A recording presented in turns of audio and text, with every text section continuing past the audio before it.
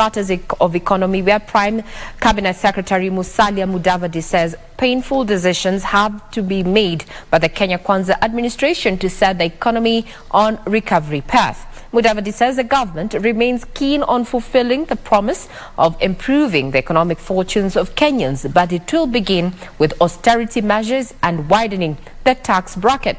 Here are excerpts of an exclusive interview with the Prime CS as conducted by my colleague John Jacob Curia, putting a cap on Prime Edition tonight. Thank you very much, Your Excellency. Welcome to the interview. This is a joint interview between media houses in the Republic of Kenya. And of course, we'll have a sitting with you talking about this administration and of course, the time before the formation of this administration. So let me start by wishing you a happy, prosperous and successful 2023. And I'm all yours today so that we can have a conversation and reflect on issues that affect our country. So the ball is in your court. When the ministers come into office and they're sworn in as ministers, we see a kind of confusion and clash between cabinet secretaries, and there's an accusation that there is no synergy in the cabinet of President Dr. William Ruto. After the retreat that he had in Nanyuki, do you think finally we shall see some form of synergy in ministries, so much so that you don't see a cabinet minister speaking about issues that belong to a different docket? First of all, I don't think the allegation is accurate. The people who have been nominated have been vetted by Parliament and they have been found to be capable to hold public office. Public office is how you work with your team. Do you recognize their expertise? Do you listen? Do you then make a value judgment after being given the technical backup, the analytics that go with it, so that you can have an informed decision? So it is teamwork. The Kenya Kwanza government was voted on the basis of kazi ni kazi, pesa mfukoni. And recently, the Cabinet Secretary for Treasury has said that Kenyans need to tighten their belts, as we might even have new taxes to at least try and finance the government. What would you tell the Kenyan out there who felt like it was important to have the Kenya Kwanza in office so that they can have pesa mfukoni, but right now they feel like the government has done a U-turn on the same? We have no intention of making any U-turn. What we are dealing with is a situation where there is very little leg room for maneuver on certain things because the economy is in a tight spot. The debt levels are very high and they are painful. And I can tell you, when we were campaigning, we knew this. Because if you remember, one of the issues we kept on saying is that we are going to have a debt challenge. We said it. I said it. It's even in the manifesto for ANC. It's in the manifesto for Kenya Kwanza. So we acknowledge that there's going to be a challenge. All right. So we now need to reorganize ourselves, bearing in mind that there's very little leg room. Because the other team that has gone borrowed to the brim. So we have to reorganize. And reorganizing calls for certain tough decisions. And that is exactly what Professor Ndungu was saying, that we must brace ourselves for some tough decisions. And one of the tough decisions that was announced by the president was the elimination of the fuel subsidies. Because the fuel subsidy was taking away almost 16 to 20 billion per month to subsidize fuel. Multiply that by the 12 months in a year. Now you can see how much was just going to go into subsidy. And subsidy is a facade. You know, it's a facade. You're just postponing the reality. Especially when it is a subsidy on consumables like fuel. It is a facade. It gives you the impression that everything is okay. But in reality, you are just postponing the problem. Honorable Musalia, you touched a little bit on the economy and also just going back by the virtue of the fact that you have served in the cabinet as a finance minister. Well, clearly in the executive order number 1 of this year, it has placed State Corporations Advisory Committee under your office. And the restructuring of these state corporations has been quite a key pillar in the ongoing Kenya IMF program. Now, this is squarely under your docket. Why don't you tell us how far we are on this agenda? Actually, to be honest, we have not been doing very well as a country in the restructuring of public enterprises. For instance, we have a law that created the Privatization Commission, as an example.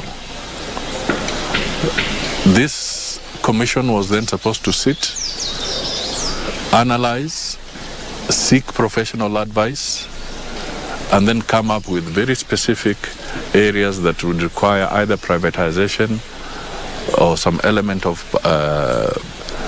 reorganization and some of these parastatals. Do you know the entire previous government, I think, over the 5-year period, instead of 3 commissioners as required by law, there was just the chairman. So for the last 6 years or so, if I may give an example like that, there was just 1 commissioner at the Privatization Commission, which means the body did not function. There was never a quorum, and there was nothing that moved. So we are lagging behind. And these are some of the issues that we now must relook at afresh. They may require legislative adjustment again to make sure that we can correct some of this. Was it a legislative issue, or was it just some lackluster administrative processes that generated that problem? Let's talk about the national airline, KQ. The national airline, KQ. Because over time, the taxpayer has had to bail KQ out. I think about 2 months ago, there was reporting that the government plans to now fully privatize KQ.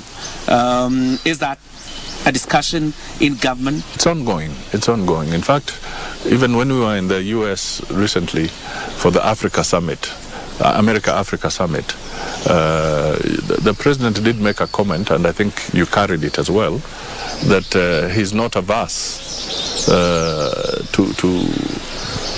to look at options that may involve the change of structure and ownership in Kenya Airways. So these are options that are being considered, but they must be done properly and professionally. Looking at the creditworthiness of the Republic of Kenya is on the red. You're making tough decisions here. You're telling KRA to collect 3 trillion shillings. You admit the economy is bad. Austerity measures are cutting 300 billion from the budget, yet you still have a deficit from the budget you're operating with. I mean, how do you deal with this dicey situation where you don't want to borrow, but then again, even the collection of revenue in itself is facing headwinds because you have an economy that is doing badly? You see, that's why I was saying that economic recovery is not instant coffee, all right? It's a process of cumulative efforts from different sectors to finally achieve that broader good, okay? So when we say we shall not want to borrow recklessly, we want to shift from commercial borrowing and enhance what you would call concessional borrowing. Okay? It takes negotiations. Now, what is commercial borrowing? Commercial borrowing is where we have seen the government of Kenya take money at a fairly high interest rate, maybe 5%, 7%, repayment within 15 years, grace period maybe 2.5 years or 3 years. And some of these are coming on board, whether it is the Eurobonds or so forth, as an example. Now, when you're going for concessionary borrowing, you are looking at interest rates of 1% or even less than 1%. You are looking at a repayment period of 30 to 40 years. All right? Now, these are the loans you find with the World Bank. These are the loans you find, say, with Japan, like JICA and so forth. Those are the kind of things that you call concessional loans. They give you breathing space. Okay?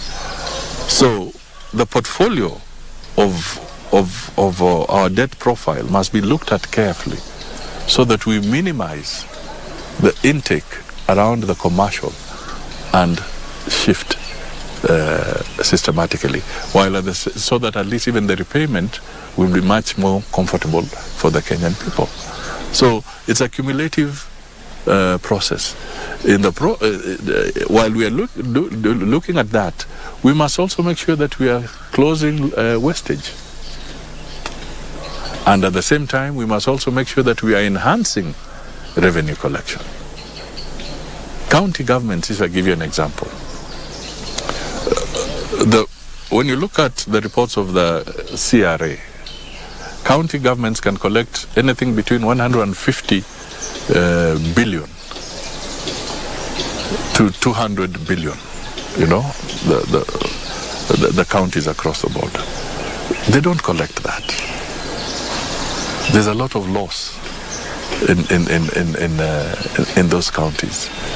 But then they are expecting the national government to make sure that they disburse the revenue share in accordance with the constitution. So the pressures are there. Okay? So it is going to be, as I said, it's a process. It's not instant coffee.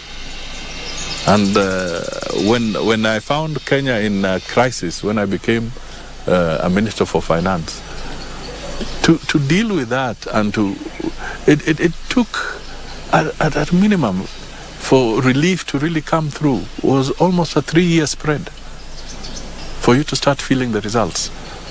But the pounding must be done. Thank you, Your Excellency. We are appreciative of your time. Asante sana.